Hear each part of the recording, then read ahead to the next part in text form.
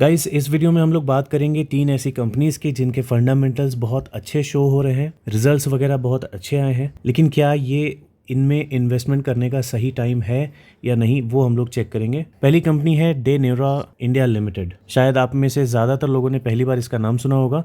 देख सकते हैं मार्केट कैप बहुत छोटा है, 1000 करोड़ का भी नहीं है, लेकिन इसका प्राइस जो देखेंगे तो 1533 रुपीज़ का है, मतलब 1533 रुपये का है।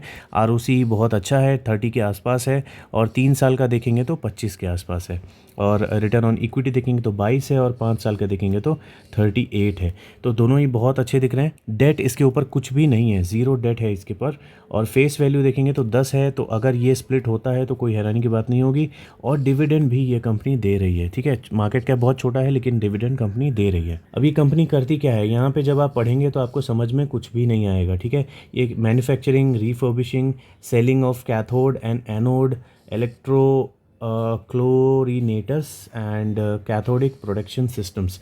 अब ये क्या होता है इस फील्ड वाले लोग ही समझ सकते हैं। इसकी वेबसाइट पे अगर आप प्रोडक्ट सेक्शन में जाएंगे तो आपको इसके बारे में पता चल जाएगा कि ये क्या प्रोडक्ट्स हैं और इनसे क्या होता है। लेकिन इन शॉर्ट में बता दूं कि ये सारे जो हैं इंडस्ट्रियल लेवल के प्रोडक्ट्स हैं, और बहुत बड़े बड़े प्रोडक्ट्स हैं। ठीक है, बहुत बड़े प्रोडक्ट्स ये कंपनी बना रही है। इंडस्ट्री का पी देख सकते हैं 27 ही है, लेकिन स्टॉक का पी ही कितना ज़्यादा ओवर वैल्यूड है। 40.1 का इसका पी चल रहा है, लगभग डबल के आसपास ये होने वाला है। तो कंपनी में कुछ तो मामला है, तभी ये मार्केट इसको भाव देके चल रहा है। अभी इसका चार्ट अगर चेक करेंगे मैक्सिमम टाइम का, तो शुरू में तो जो भी इसमें तेज़ी मंदी थी वो थी, लेकिन अभी रीसेंट टाइम से, मतलब कोविड के बाद से इसमें बहुत खतरनाक तेज़ी देखने को मिली है। तो क्या ये भी एक कचड़ा कंपनी है जो कोविड के बाद ही भागी थी, ये हमको चेक करना है। अभी एक नज़र में देखा जाए तो पहले अगर यहाँ से आप कंसिडर करेंगे तो इसमें एक कंसिस्टेंसी के साथ बढ़ोतरी हो रही थी। ठीक है, यहाँ तक ये अच्छा खासा बढ़ रहा था, मतलब जो हाइज बन रहे थे वो पिछली बार से ज़्यादा बन रहे थे। देख रहे हैं, पिछली बार से ज़्यादा बन रहे थे, और इस बार का भी जो बना है वो काफ़ी ज़्यादा बना है। लेकिन क्या ये कोविड के बाद का ही तेज़ी है, क्या ये यहाँ से गिर के बहुत नीचे आ जाएगा, ये हमको चेक करना है। तभी हम लोग इसमें इन्वेस्टमेंट के लिए इसे ट्रैकिंग में ऐड करेंगे। अभी फ़िलहाल इसका अगर पी रेशियो हम लोग चेक करेंगे तो ये अपने मीडियन से थोड़ा सा ही ऊपर है। ठीक है, तो बहुत ज़्यादा ओवर प्राइस्ड ये नहीं है। अगर सही पोजीशन मिल जाती है तो इसमें इन्वेस्टमेंट करने का ये कोई बुरा टाइम नहीं होगा। ईपीएस देख सकते हैं ऊपर जा रहा है, पीई देख सकते हैं नीचे जा रहा है, परफेक्ट कॉम्बिनेशन है ये। ओपीएम चेक करेंगे तो ओपीएम इसका बड़ा है। नेट प्रॉफिट चेक करेंगे तो नेट प्रॉफिट भी जो है वो कंटिन्यूसली बढ़ रहा है। आप देख सकते हैं ईपीएस भी इसका बहुत अच्छे से बढ़ रहा है। 10 साल का ऑब्वियसली जो ये रिजल्ट है वो ख़राब है। हमने देखा इसके चार्ट में कि पहले जो थी इसमें वॉलेटिलिटी थी। ठीक है, तो इसकी वजह से जिन्होंने यहाँ कहीं इन्वेस्टमेंट किया होगा उनके जो प्रॉफिट्स हैं वो बहुत कम है, लेकिन रीसेंट टाइम में जिन्होंने इन्वेस्टमेंट किया होगा उनको अच्छा खासा प्रॉफिट यहाँ पे दिख रहा है। सीएजीआर भी देख सकते हैं बहुत अच्छा है। रिजर्व्स भी देख सकते हैं कंटिन्यूसली बढ़ रहा है। डेट तो इन्होंने ज़ीरो किया हुआ है, पहले थोड़ा सा लिया था, लेकिन ये बहुत अच्छी बात है कि इनका डेट ज़ीरो है। बहुत थोड़ी कंपनीज़ में ही ज़ीरो डेट देखने को मिलता है। इतने बड़े बड़े ये प्रोडक्ट्स बना रही है लेकिन डेट बिल्कुल भी इन्होंने लिया हुआ नहीं है, बहुत अच्छी बात है ये। फिक्स्ड एसेट देखेंगे तो फिक्स्ड एसेट इनके थोड़े से कम हुए थे, फिर ये बढ़ गया है। उतनी ज़्यादा चिंता वाली बात ये मुझे नहीं लग रही है, तो इसमें इसे 3 आउट ऑफ 3 ईजिली मिल जाएगा। अच्छी बात ये भी है कि इसका कैश फ्लो बढ़ा है। ठीक है, लोन भी नहीं है, कैश फ्लो भी बढ़ रहा है, बहुत अच्छी बात है। अब देखिए यहाँ पे क्या है, यहाँ पे म्यूचुअल फंड का इसमें कोई इन्वेस्टमेंट नहीं है। तो यहाँ पे इन्होंने म्यूचुअल फंड किसी ने एंटर किया था लेकिन फिर उन्होंने एग्जिट कर लिया।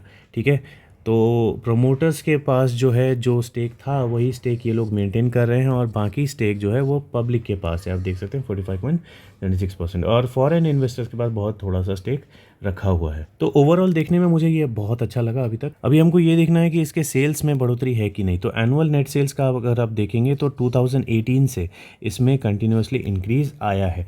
ठीक है, लेकिन ये जो अभी का जो रिज़ल्ट है नेट सेल्स का, ये कम है। ठीक है, तो नेट सेल्स इसका यहाँ पे कम होता हुआ दिख रहा है। ओपीएम में हमने देखा था कि काम तो इसका बड़ा है, लेकिन यहाँ पे सेल्स जो है वो कम हुआ है। लेकिन उसके बावजूद भी इसका एनुअल नेट प्रॉफिट अगर चेक करेंगे तो वो बढ़ा है, लास्ट 3 साल से तो बढ़ता हुआ दिख रहा है। ठीक है, तो कोविड के बाद वाला जो साल था उसमें इसमें असर दिखा था, अदरवाइज उसके बाद ये फिर से कंटिन्यूसली बढ़ रहा है। अब देखिए आज के दिन ये 3.40% बढ़ा है। ऑब्वियसली रिजल्ट्स इसके लोगों को पसंद आए होंगे इसीलिए, और इसमें कोई बड़ी बाइंग हो रही है। आप देख सकते हैं मंथली कैंडल्स के चार्ट हैं, और कंटिन्यूसली ये ऊपर जा रहा है बहुत तेज़ी से। तो अभी के टाइम पे ये ओवर वैल्यूड में है, खुला दिख रहा है, तो लॉन्ग टर्म वाले अभी घुस मत जाना इसमें, ठीक है, क्योंकि अभी घुसोगे अगर ये गिरा ना बाई चांस किसी भी रीज़न से, आपके लॉस इतने तगड़े होंगे कि आपका भरोसा उठ जाएगा दुनिया से। और इवन आप RSI भी देख सकते हो कहाँ चल रहा है, 80 पे चल रहा है बॉस, ठीक है। तो बिल्कुल भी भूल मत करना इसमें एंटर करने के अभी के टाइम पे एटलीस्ट, या तो इसे गिरने दो या तो मिस होने दो, ठीक है। नहीं मिला कोई बात नहीं, लेकिन इसमें एंटर कर जाओगे बहुत बुरा फंस जाओगे अभी, क्योंकि वैल्यूएशन बहुत ज़्यादा है। तो इसका पी नीचे आने दो, पी बहुत ज़्यादा तो नहीं है लेकिन फिर भी इसे नीचे आने दो। तो आप सोच सकते हो अगर ये 60 के आसपास इसका RSI आ जाता है ना, तो उस टाइम में देखना ये प्राइस कहाँ पर है, ठीक है, स्टॉक का प्राइस कहाँ पर है। एटलीस्ट ये मूविंग एवरेज के आसपास पे आ जाएगा, तब आप इसमें एंटर करने के बारे में सोच सकते हो। सीधा सीधा लेवल ही बता देता हूँ, 665 के आसपास अगर मुझे ये अभी रिसेंट में, मतलब जून जुलाई के आसपास की बात कर रहा हूँ, अगर जून जुलाई में 665 तक गिरता है तो मैं इसके बारे में डिस्कशन दोबारा करूँगा किसी वीडियो में। अदरवाइज़ अगर ये थोड़ा बहुत गिर के फिर ऊपर जाता है, फिर थोड़ा बहुत गिर के ऊपर जाता है, तो फिर ये हमारे लेवल्स ऑब्वियसली बढ़ जाएंगे। तो इन फ्यूचर हम लोग 3-4 महीने बाद जब भी इसके लेवल्स बनते हुए दिखेंगे मैं आपको बता दूंगा। लेकिन हाँ, ये स्टॉक अलर्ट में ऐड करने लायक मुझे फ़िलहाल तो लग रहा है, ठीक है, क्योंकि अभी हम लोग इन्वेस्टमेंट भी नहीं कर रहे हैं इसमें। तो बाकी आने वाली जो भी न्यूज़ वगैरह होगी उस पर भी हम लोग इस पर डिसीजन लेने का टाइम हमारे पास है, ठीक है। तो इसे हम लोग अलर्ट में ऐड कर सकते हैं, आप लोग अलर्ट में ऐड कर सकते हैं अपने ट्रैकर में। जैसे ये 700 रुपये या 665 के आसपास आता है तो इसमें हम लोग दोबारा से बाइंग के लेवल्स डिस्कस कर लेंगे। चलिए अगले स्टॉक पे चलते हैं। अगली कंपनी है Brady and Morris engineering company limited. ये भी देख सकते हैं आज अपर सर्किट में है 4.99%। प्राइस देख सकते हैं 472 रुपीज़। मुझे मालूम है इस स्टॉक के बारे में भी आपने नहीं सुना होगा, लेकिन गाइज इसका जब चार्ट देखोगे ना तो अभी के टाइम पे ये ऐसा भाग रहा है, बिल्कुल खड़ी चढ़ाई चढ़ रहा है, मतलब मैक्सिमम जितना ये भाग सकता है उतना भाग रहा है। लेकिन मार्केट कैप देख सकते हो कितना है, 106 करोड़ का ही मार्केट कैप है। लेकिन फंडामेंटल्स देखोगे तो बहुत अच्छे हैं। अब इसका पी देखो, इंडस्ट्री पी 27 है, इसका पी 21 है, तो अंडर वैल्यूड है। ROC बहुत अच्छा है, ROE बहुत अच्छा है। आप 3 साल का देखोगे तो एवरेज से बहुत अच्छा है, और अगर 5 साल का रिटर्न ऑन इक्विटी देखोगे तो आपको 50% के आसपास का दिखेगा। खतरनाक है ना। और डेट देखो इसके ऊपर बहुत ज़्यादा नहीं है, लेकिन जैसा इसका मार्केट कैप है उस हिसाब से ये भी 0.94 लाइक अराउंड 1% के आसपास का डेट टू इक्विटी रेशियो हो जाता है, ठीक है। तो ये अगर ये लोग कम कर लेते हैं तो ये इसके लिए बहुत अच्छा दिखने लगेगा। अब ये कंपनी करती क्या है, देखिए 1946 से इनकॉर्पोरेटेड है ये कंपनी, और काम क्या करती है, मटेरियल हैंडलिंग का काम करती है। मटेरियल हैंडलिंग के लिए जो इक्विपमेंट्स आते हैं, मशीनरी आती है, वो ये काम करती है, ठीक है। तो बहुत बड़ा काम तो नहीं है, लेकिन जब इसके प्रोडक्ट्स आप देखोगे ना तो उसके बाद आपको लगेगा कि हाँ इसमें कुछ जान ज़रूर है, बड़े प्रोडक्ट्स हैं इसके। क्रेन्स वगैरह के साथ ही ये डील करती है, ठीक है। बड़े बड़े सामान जो उठाने होते हैं, कहीं रखने होते हैं, इधर उधर स्टोर करना होता है, तो वो सारे काम ये कंपनी जो है वो करती है। अभी इसका लॉन्ग टर्म का अगर आप चार्ट चेक करेंगे ना तो ये लॉन्ग टर्म में कंसिस्टेंट कंपाउंडर तो बिल्कुल भी नहीं है, डिस्ट्रॉयर इसे बोल सकते हैं। कि यहाँ पे किसी ने अगर इन्वेस्टमेंट किया होगा इसकी तेज़ी को देख के, तो वो अभी मतलब इतने साल के बाद, ये देख सकते हैं कौन सा साल है, 2008 का है ये, 2008 के बाद अब जाके 2023 में उसको प्रॉफिट दिख रहा होगा, ठीक है। तो कुछ लोगों के लिए डिस्ट्रॉयर भी रही होगी, लेकिन रीसेंट टाइम से अगर आप चेक करेंगे कोविड के बाद से, तो इसमें कंसिस्टेंसी के साथ ये ऊपर जा रहा है। लेकिन इसकी हिस्ट्री को हम लोग ध्यान में रख के इसमें बहुत ज़्यादा टॉप पे इन्वेस्टमेंट नहीं करेंगे, जो भी लोएस्ट पॉसिबल हमको बॉटम मिलेगा उसमें इन्वेस्टमेंट करेंगे, ठीक है। इसके कैंडल्स में जाएंगे तो मैं आपको इसके लेवल बता दूंगा, लेकिन पहले ये देख लेते हैं कि क्या इसे हम लोग अपने अलर्ट में लगा सकते हैं या नहीं, ठीक है। तो बाकी फंडामेंटल्स भी चेक कर लेते हैं। OPM इसका देखेंगे तो OPM देखिए कंटिन्यूसली यहाँ से 2020 से कंटिन्यूसली बढ़ रहा है, हर साल ये बढ़ा है, ठीक है। और नेट प्रॉफिट चेक करेंगे तो नेट प्रॉफिट का भी सेम कहानी है, ये हर साल बढ़ा है। रिजर्व्स में कोई प्रॉब्लम नहीं है। लोन ये कंपनी बहुत हैवीली ले रही है, ठीक है। ये जो रिसेंट आपको 14 करोड़ का मैंने दिखाया था वहाँ पे, वो अभी रिसेंटली ही लिया गया है। लेकिन आप पहले नज़र डालोगे तो पहले भी ये कंपनी जो है बड़े बड़े लोन ले चुकी है, इससे भी बड़े लोन ले चुकी है, और उसको इसने कम किया है, ठीक है। तो इस बात पे इस पे यहाँ पे भरोसा किया जा सकता है, ओके। फिक्स्ड एसेट देखेंगे तो फिक्स्ड एसेट इसका पहले तो कम हुआ, फिर उसके बाद बढ़ गया, तो इसे बढ़ना घटना जो भी है यहाँ पे इसे मार्क्स नहीं देंगे तो ज़्यादा अच्छा रहेगा, अदरवाइज़ इसे 2 आउट ऑफ 3 मिल जाएगा। कैश फ्लो चेक करेंगे तो ये बढ़ा है, बहुत अच्छा लग रहा है ये देखने में, ठीक है। लेकिन आप पहले से देखोगे तो ये कम हुआ था, फिर वापस ये बढ़ गया। तो हो सकता है किसी प्रोजेक्ट में पैसा लगाया हो, फिर वहाँ से कमाया हो, अभी इनका कैश फिर से बढ़ गया है। तो जो भी है, जब बढ़ जाता है ये फ्री कैश फ्लो, खास करके ऑपरेटिंग एक्टिविटी में, तो ये बहुत अच्छी बात होती है। फॉरेन इन्वेस्टर्स देख सकते हैं इसमें नहीं है, सिर्फ म्यूचुअल फंड के पास यहाँ पे 0.04% का बहुत छोटा सा स्टेक है। बाकी ये प्रमोटर्स जो है कुछ भी छोड़ने को तैयार नहीं है, और पब्लिक भी देख सकते हैं कुछ भी छोड़ने को तैयार नहीं है, ठीक है। तो ऑब्वियसली छोड़ने का कोई रीज़न भी नहीं है, क्योंकि ये कंटिन्यूसली ऊपर ही जा रहा है, तो सेलिंग आदमी कहाँ पे करे, है ना। तो जो स्टॉप लॉस भी लगाते होंगे उनका स्टॉप लॉस भी हिट नहीं होता होगा। अभी अगर इसका नेट सेल्स हम लोग एनुअल चेक करेंगे तो इसमें कंसिस्टेंसी नहीं है गाइस। तो किसी भी इस तरह की अगर माइक्रो कैप, पेनी कैप अगर कंपनी में आप पैसा लगाना चाहते हो ना, तो मेक श्योर कि उसका सेल्स ऐसा बढ़ रहा हो और उसका प्रॉफिट भी ऐसे बढ़ रहा हो। तो सेल्स में तो ये फेल हो गया, प्रॉफिट में ये पास होता हुआ दिख रहा है, क्योंकि यहाँ से भी देखेंगे तो ये बढ़ गया है, यहाँ से ये कम हुआ है ऑब्वियसली कोविड की वजह से, फिर यहाँ से ये बढ़ता हुआ दिख रहा है हर साल। ओके, तो इसमें ये पास हो गया है। तो हम लोग कंक्लूजन ये निकालेंगे कि नो डाउट ये अभी बहुत ज़्यादा भाग रहा है, बहुत ज़्यादा। आप देख सकते हैं बॉलिंजर से ये जो ब्लू लाइन है इससे क्या हो गया, ये बाहर चला गया है बहुत ज़्यादा।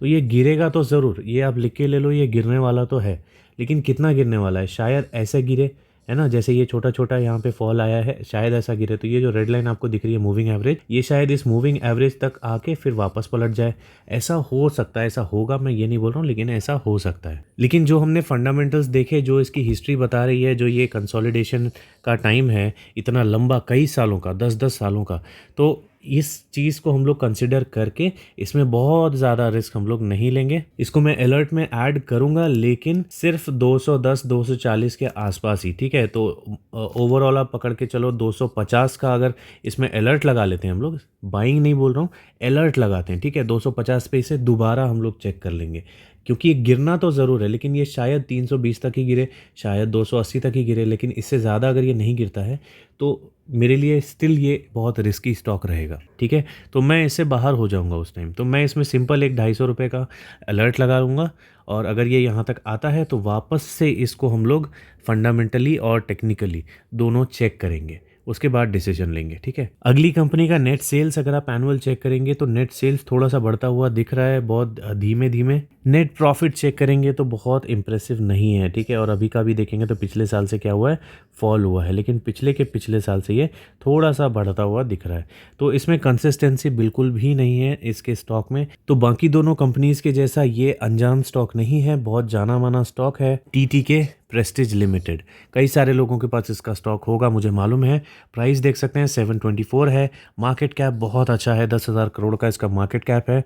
तो पेनी स्टॉक तो इसे नहीं बोल सकते, हाँ, लेकिन ये एक स्मॉल कैप कंपनी है, ठीक है। इसके बारे में बताने की ज़रूरत नहीं है, सबको मालूम है। 1928 में ये फाउंड हुई थी कंपनी, जो टीटीके ग्रुप था, और प्रेस्टीज को हर कोई जानता है, ठीक है। प्रेस्टीज के प्रोडक्ट्स मेरे को लगता है हर घर में होते ही हैं, लगभग मिडिल क्लास के पास तो होते हैं एटलीस्ट, ठीक है। तो इसका आरओसी देखेंगे तो 19 है, आरओई देखेंगे तो ख़राब हो गया है, और 5 साल का देखेंगे तो बहुत ही ख़राब हो गया है, ओके।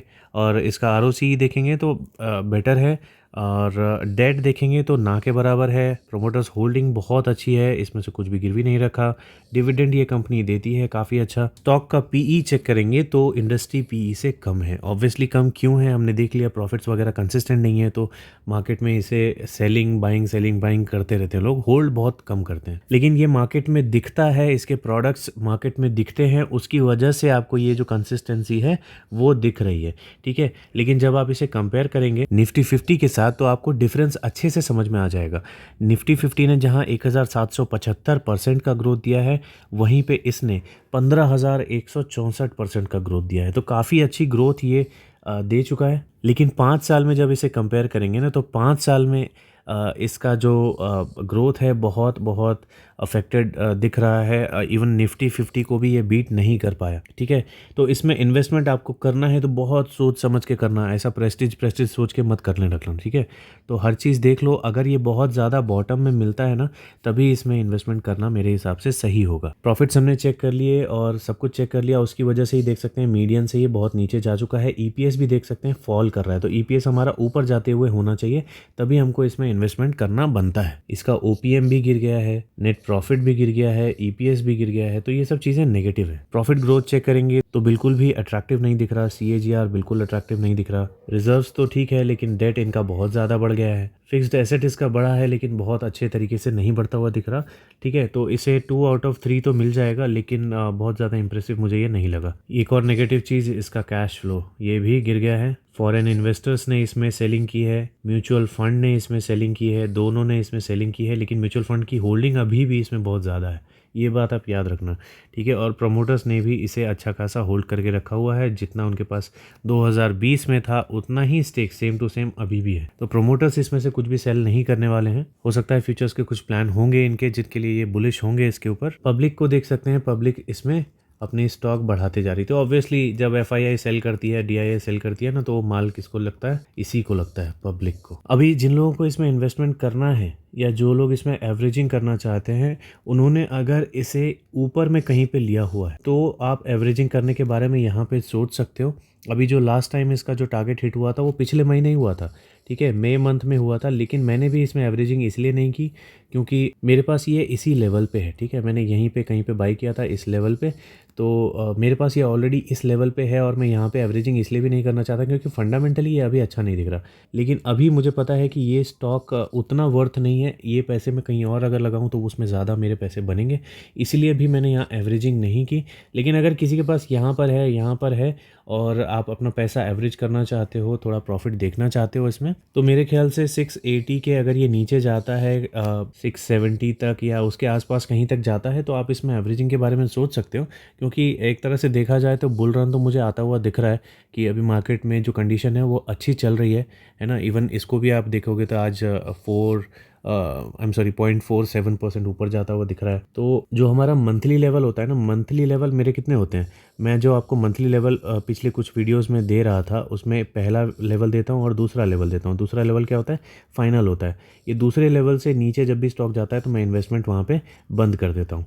तो अभी ये कहाँ पर है? अभी ये फर्स्ट लेवल पे है, तो ये दूसरे पे जाएगा नहीं जाएगा इसका कोई भरोसा नहीं है, और यहाँ से पलट जाएगा तो ये दूसरे पे कभी नहीं जाएगा। ठीक है, तो आप ये स्ट्रैटेजी कर सकते हो। जिनको एवरेजिंग करनी है उनकी बात कर रहा हूँ मैं, जो फर्स्ट टाइम इन्वेस्टमेंट करना चाह रहे हैं वो भी यहाँ पे एंटर हो सकते हैं, लेकिन थोड़ा गिरने के बाद। ठीक है, खुला बोलूँ तो अराउंड 665 मुझे थोड़ा सेफ़ लग रहा है। 665 या इसके नीचे अगर ये जाता है तो ये मुझे सेफ़ दिख रहा है दोनों तरह के इन्वेस्टर्स के लिए, जो इसमें पहली बार आना चाहते हैं या फिर जो इसमें यहाँ पे लिए थे और यहाँ एवरेजिंग करना चाह रहे हैं। ठीक है, लेकिन गाइज जो बहुत ज़्यादा प्रॉफिट कमाना चाहते हैं, मल्टी बैगर टाइप के स्टॉक ढूंढना चाहते हैं, उनके लिए स्टॉक बिल्कुल अभी सही नहीं दिख रहा मुझे। और बहुत बेस पे भी आपको मिल जाता है तो ऐसा भागता हुआ आपको नहीं दिखने वाला है ना। तो जब तक इसके फंडामेंटल्स बहुत तगड़े नहीं हो जाते तब तक इससे दूर रहना ही बेटर होगा मेरे हिसाब से। और कुछ आपके व्यूज़ अलग हैं तो आप कमेंट सेक्शन में लिख दो या फिर टेलीग्राम में मुझे मैसेज कर दो, हम लोग इसके ऊपर डिस्कशन कर लेंगे। ठीक है, कोई स्टॉक है जो आप चाहते हो मैं अगले वीडियोस में ऐड करूं तो कमेंट सेक्शन में लिख देना या टेलीग्राम में मैसेज कर देना, मैं उनको ऐड कर लूँगा। ठीक है, चलिए मिलते हैं अगली वीडियो में।